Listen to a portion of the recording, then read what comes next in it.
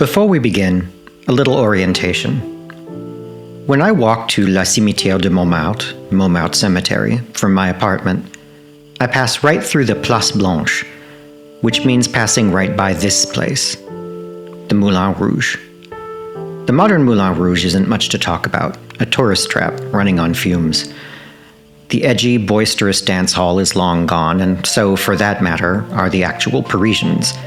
This whole section of the Boulevard de Clichy is much the same. A bunch of Irish pubs, a couple comedy clubs, and a few remaining sex shops and massage parlors. It's noisy, it's dirty, it's crowded, just what this neighborhood is famous for being. 1 block away, when you turn onto the tiny Avenue Rochelle, the noise fades and the atmosphere seems more appropriate for the approach to a cemetery. There are a couple of businesses dealing in headstones, funeral decorations, potted grave plants, and bouquets for the dead. But then you reach the cemetery and find another surprise: the viaduct. You see, when the cemetery was founded in 1825, it was built into a series of old stone quarries that had been used as mass graves during the Revolution. It was already below street level, and the entrance was placed exactly where you find it today, underneath the viaduct of the Rue Caulaincourt. If, like me, you grew up accustomed to the spacious remoteness of suburban American memorial parks, this is a little shocking. And this isn't cheap real estate either. The monuments here, under the constant rumble of traffic, are some of the finest in the entire cemetery, and the bodies, some of the most notable. Upon reflection, it makes sense. Paris is compact and crowded, with a population density greater than that of New York City. Living Parisians spend their days pressed together and stacked up high, so why shouldn't dead Parisians? But we still haven't made it past the entrance.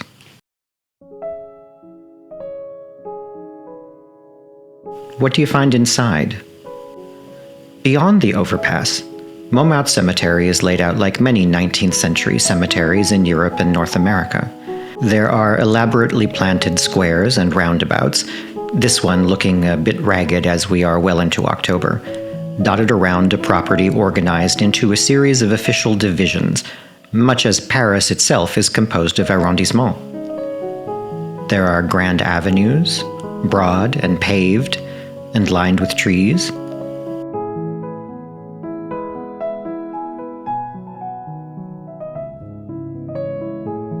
And there are smaller lanes and pathways where some of the biggest surprises lie hidden. This is also a lot like Paris. And while you may have come here to think of the dead, there are reminders to think of the living, strategically placed poor boxes. Don't you want to be remembered for your generosity? Montmartre isn't as famous as the larger Père Lachaise cemetery to the east, but it does have more than its own share of celebrities, like the composer's Hector Berlioz, who was treated to a new monument in 1970, and a personal favorite of mine, Jacques Offenbach. There are scientific legends too, like Jean Foucault, whose famous pendulum was first demonstrated at Paris's Panthéon and is still on display at the Paris Musée des Arts et Métiers. And the list keeps growing. The beloved French film actress Jeanne Moreau was buried here in 2017 beneath a simple, handsome stone. Her fans keep it well supplied with tributes. Along with the very famous, you also find people who were famous in their time, but whose fame has drooped a bit since then.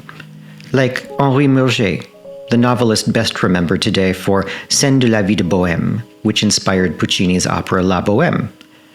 Nowadays, his grave is mostly left to this pensive marble muse caught in the act of scattering flowers over him. I have to admit, I'm just as fascinated by the lowest tier of celebrity. The politicians, performers, writers, and painters, so many painters, this being Paris, who were given elaborate monuments and sad muses of their own, but whose names have faded away just the same. In fact, I came on this walk to look for and think about obscurity. I didn't bring a map of the famous dead.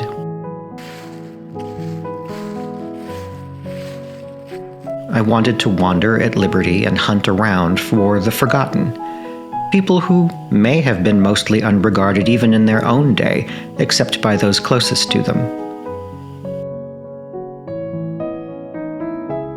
Some of the most unrecognizable dead had enough wealth and influence in life to command eye-popping resting places that still draw your attention. Others are behind or beneath simpler bits of stone and metal and seem unremarkable unless you happen to notice that, for example, they lived to be 101. But like individual flowers woven into an old, worn-out carpet, they've all faded into a general impression of loss, disappearance, just names on stones in a forest of names on stones. Ironically, this place designed in part to keep memories alive forever is the perfect place to realize how nothing material lasts forever. These painted porcelain floral tributes are everywhere, more elegant than plastic bouquets, more durable than cut flowers, easier to care for than living plants. But even on a short walk, you'll find some that are already disappearing. Everything in the cemetery is disappearing. For a visitor used to tidy American cemeteries that offer perpetual care plans, the amount of disintegration and neglect at Montmartre is startling. Wrought iron everywhere is turning to rust, which crumbles to powder. Marble is broken, bronze is ripped away by vandals. Moisture and moss melt even granite and limestone. Many left behind family graves are wide open and plundered. The beauty that remains is the melancholy beauty of decay.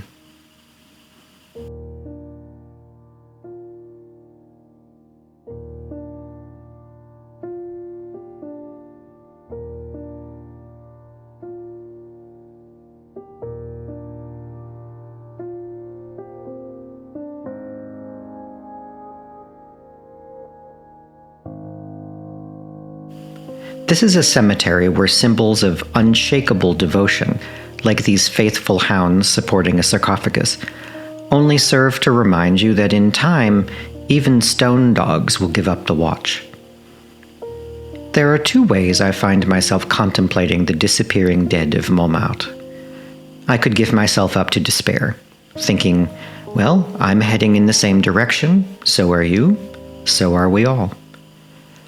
Or, and this is what I prefer, I can think about how these memorials did, I must assume, did what they were meant to do. They comforted the survivors for a time. They gave the grieving a place to visit, a place to leave flowers and think about the past.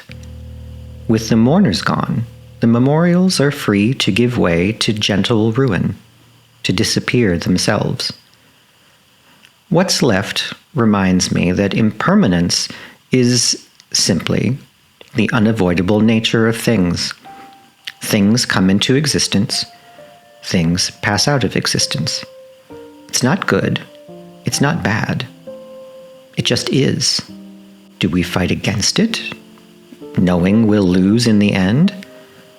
Or do we embrace it and focus on living as much as we can during the time that we have? There's a choice to be made, I suppose. Just don't take too long to make it.